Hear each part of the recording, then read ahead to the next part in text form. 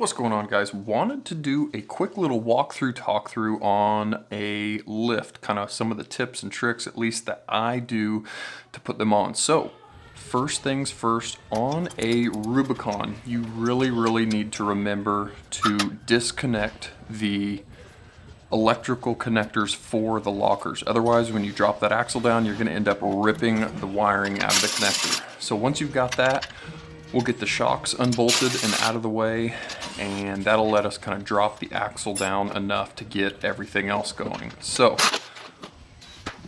once we've got those shocks out of there, they're both 18 millimeter top and bottom, we'll be able to get the sway bar end links out, and we could toss those to the side since the lift comes with longer links.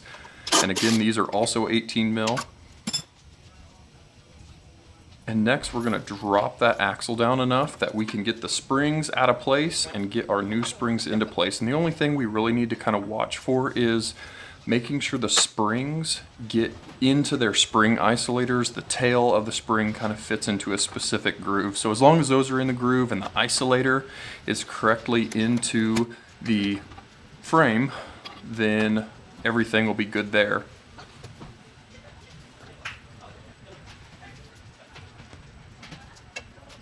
And next, we're going to throw the rear bump stop extensions on. Now, these are the same side to side, but there is a front and a back. They will angle forward so it hits the bump stop in the right spot. So make sure you've got the angle going forward on those. And then it will just take a 13 millimeter ratchet wrench and a 13 millimeter wrench to go ahead and tighten down the 4 bolts, 2 on each side obviously, to get those bump stop extensions on. Now once we've got the bump stop extensions on, it'll be ready to throw the new longer rear sway bar links on. And again, 18 millimeter, you can tighten those down. You reuse the original hardware to bolt those on. And make sure you throw those on before the shocks, because once the shocks are on, those bolts are a lot more of a pain to get to.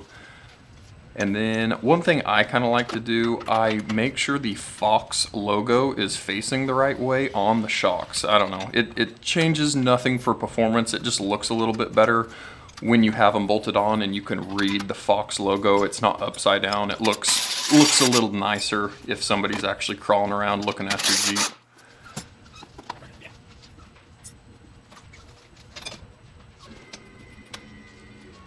So we'll get that last shock thrown on, and in 3 quick minutes, we've got the rear handled, and we will get ready to jump up to the front of the Jeep.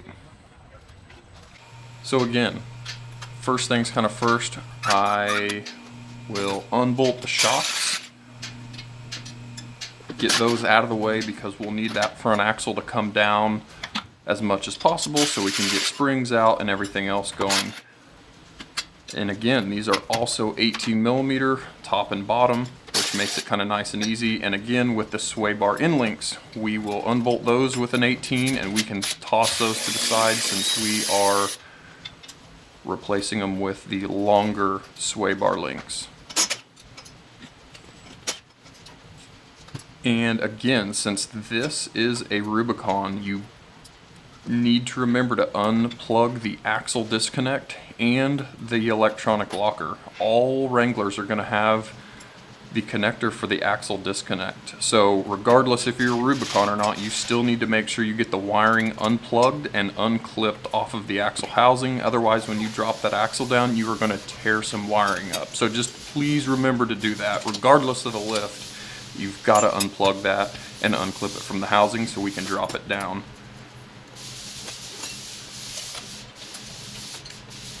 And with the Mopar lift, it does come with longer front control arms so we can fix that caster angle. So now I like to loosen the control arm bolt so we can get more movement out of that axle and get the springs out.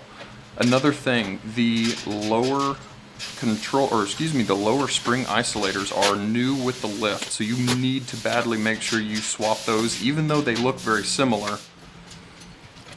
So we've got those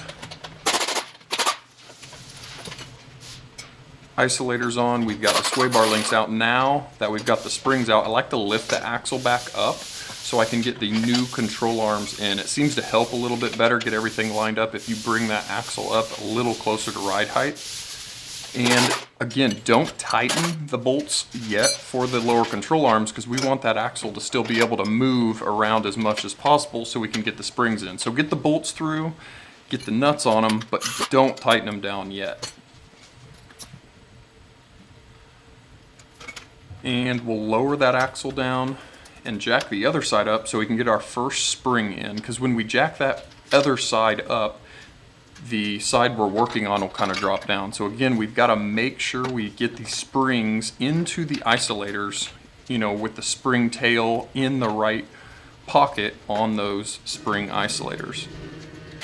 And when we're tucking our springs in, we're also tucking in our lower bump stop extensions. So you can kind of get a 13 millimeter with an extension and be able to tighten those bump stop extensions down as you get those springs on.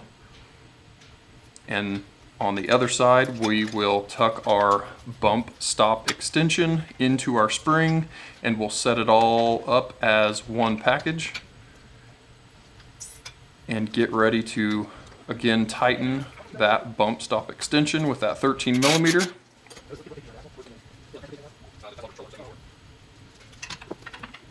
And I like to throw the shocks on next just so we can get the axle up closer to where it needs to be.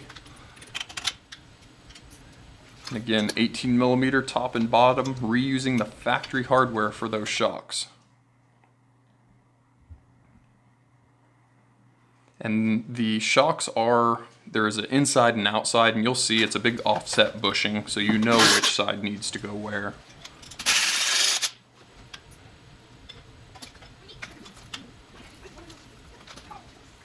And now we're going to throw our sway bar end links on once we get our shocks bolted on tightly.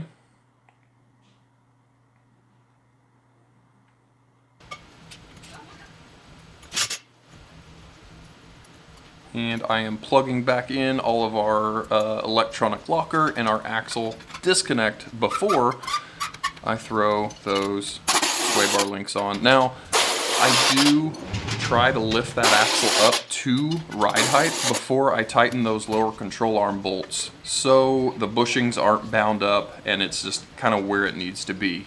And now we're throwing those sway bar end links on finally. And again, reusing the factory hardware, 18 millimeter top and bottom, getting those all in place. And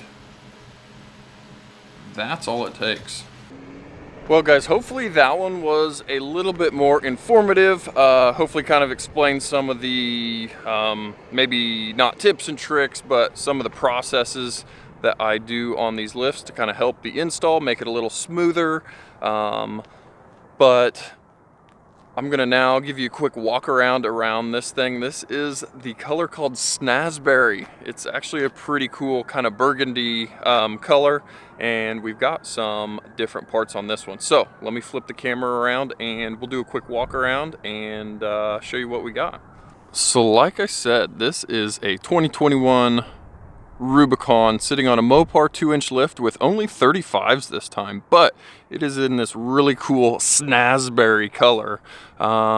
We are running some black Rhino wheels, a little bit different. First one we've thrown these on, and some infab rock rail steps on here.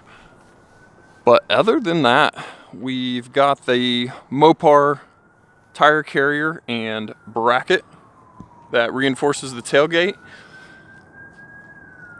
and that's kind of all we've got on this one, but kind of a cool look with the kind of gunmetal colored wheels with the paint color.